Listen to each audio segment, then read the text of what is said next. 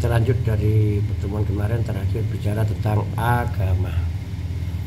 Agama pada dasarnya dan pada hakikatnya adalah diri kita, diri lahir dan diri batin, itulah agama.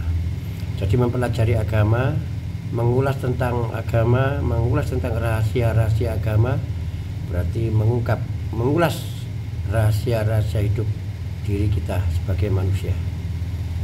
Allah memilih kita manusia sebagai khalifah di permukaan bumi ini dengan diberi bekal, yaitu agama. Lah, agama yang diberikan kepada kita oleh Allah ialah agama Islam.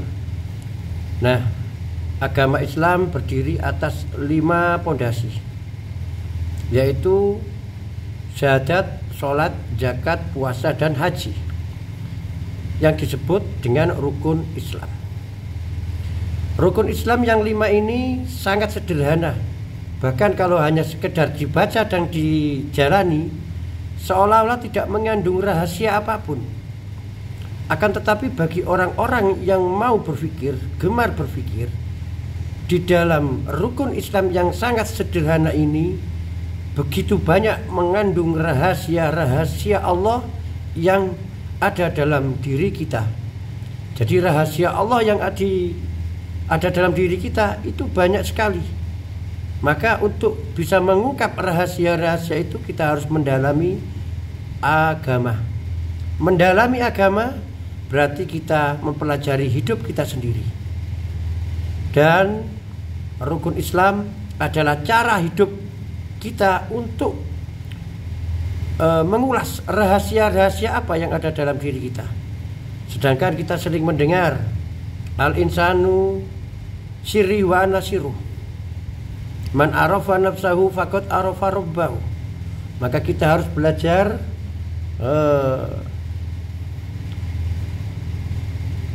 untuk mengungkap itu, harus tahu arahnya kemana, sehingga pedoman kita harus betul-betul jelas, sehingga ketika kita ditanya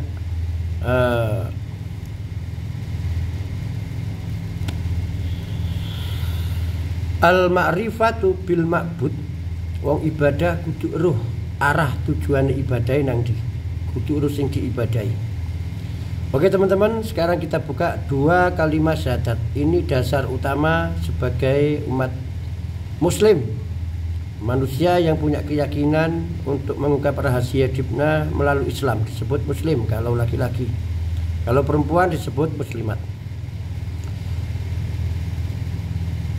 2 kalimat syahadat artinya 2 kalimat penyaksian, atau yang lebih dikenal dengan syahadat tauhid dan syahadat rasul, kesaksian tentang sang Khalik sebagai pencipta dan kesaksian terhadap makhluk sebagai yang dicipta. Kita dipilih sebagai khalifah, sebagai pemimpin di muka bumi ini oleh Allah. Seorang pemimpin tentu Allah menugaskan ada yang dipimpin. Pada hakikatnya teman-teman, yang dipimpin cuma 4, yaitu 4 nafsu yang ada di dalam diri kita, yang selalu menemani kita. 1 nafsu ini tidak lengkap pada diri kita, kita nggak komplit jadi manusia. Secantik apapun nggak akan kamu sentuh istrimu, seganteng apapun nggak akan kamu sentuh suamimu, sekaya apapun kita tidak akan bisa berbuat apa-apa kalau 1 nafsu aja tidak ada dalam diri kita. Maka siapakah sebenarnya manusia ini yang dikasih tugas sebagai khalifah? Tidak lain ialah roh kita. Roh artinya hidup. Jadi hidup inilah yang dikasih Allah sebagai pemimpin. Maka sebagai pemimpin harus memberi bimbingan, pelajaran, pengayoman terhadap yang dipimpin, yaitu 4 nafsu. Lantas bagaimana hubungannya dengan 2 kalimat syahadat? Nah, ini teman-teman, kita mulai masuk ke ranah yang agak jelimet ya. 2 kalimat syahadat yang sederhana itu mengandung rahasia-rahasia dunia akhirat. Asyhadu an la ilaha illallah wa asyhadu anna Muhammadar Rasulullah. Artinya sangat sederhana. yang motifnya cuma penyaksian. Saya bersaksi bahwa tiada Tuhan selain Allah, dan saya bersaksi Muhammad utusan Allah. Baik segi kalimat maupun segi cara kita membaca, kalau kita tidak memahami betul, seolah-olah bacaan ini tidak ada aturan. Ternyata ada aturan-aturan dipakai. Kalau kita meninggalkan aturan itu, maka tidak akan sambung untuk memberikan penjelasan berikutnya. Oke, kita lanjutkan. Saya bersaksi. Saya ini siapa? Apakah saya pribadi manusia luar, yaitu mulut kita yang bicara, didengarkan kuping, disaksikan mata, diikuti oleh nafas? Secara syariat iya, secara zahir iya. Akan tetapi kalau kita hanya terpaku di dalam mulut kita, telinga kita, mata kita, hidung kita, jasad kita, maka kesaksian kita itu dianggap palsu. Saya bersaksi. Seorang saksi harus tahu yang disaksikan.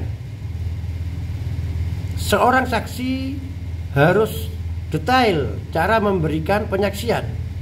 Seorang saksi harus sempurna dalam memberikan kesaksian, baru kesaksiannya itu akan dianggap sah. Ini kalau secara syariat. Sekarang pertanyaannya, apakah mata kita tahu Allah? Mulut kita pernah bicara dengan Allah? Kuping kita pernah mendengar dawuh-dawuhnya Allah? Jawabnya tidak. Lantas siapa yang menjadi saksi ini? Aku ini siapa? Baik, kita ungkap secara syariatnya tauhid. Ini syariatnya tauhid. Allah menunjuk roh hakikat manusia menjadi khalifah, pemimpin. Maka yang bersaksi ini adalah roh hakikatnya manusia yang sudah pernah ketemu dengan Allah, pernah bercakap-cakap, berbicara dengan Allah, adalah roh kita. Maka roh ini bersaksi kepada Allah.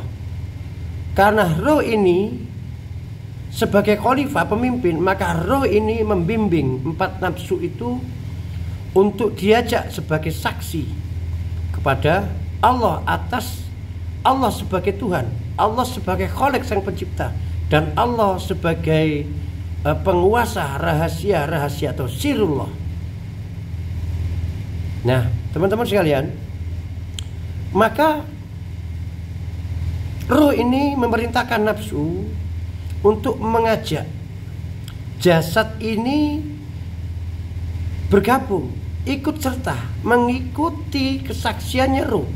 Atas perintah roh, nafsu mengajak lisan kita, hidung kita, mata kita, kuping kita, seluruhnya dengan sebuah tali penghubung.